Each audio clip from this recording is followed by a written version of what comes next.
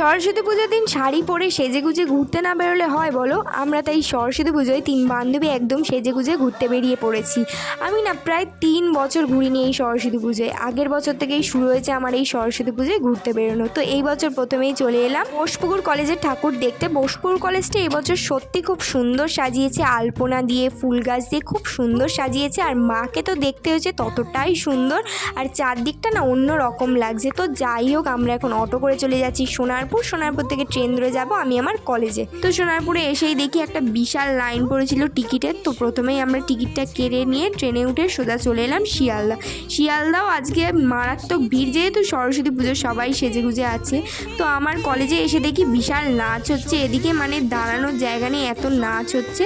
তো এই দিকে এটা হচ্ছে আমাদের বঙ্গবাসী কলেজের কলেজের ঠাকুর। তো এখানে নাচানাচি করলাম বেশ কিছুক্ষণ, তানিশা, আমি, পূর্ণিমা, তিনজনেই। তারপর চলে গেলাম আমাদের মর্নিং কলেজের ঠাকুরটা দেখতে। আমাদের কলেজে 3টে ঠাকুর উঠেছিল, ডে, নাইট আর মর্নিং।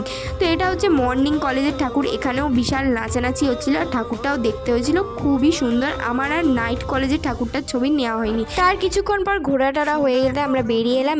এটা হচ্ছে সুরেন্দ্রনাথ কলেজ, সামনেই আমাদের। এটাও খুব সুন্দরই সাজিয়েছিল, আমরা আর ভিতরে ঢুকিনি। তারপর আমরা বিরিয়ানি খেতে এলাম, যেহেতু পূর্ণিমা কেটে গেছিলো তাই বিরিয়ানি আমরা খেতেই পারি। তো শান্তিতে বিরিয়ানি খেয়ে আমরা উঠে গেলাম ট্রেনে। আর কোথাও যাইনি, যেহেতু পায়ে ভীষণ ব্যথা হচ্ছিলো হিল জুতো পরে আছি বলে। তো ভিডিওটা আজ এই পর্যন্তই, চলো আজকের জন্য বাই।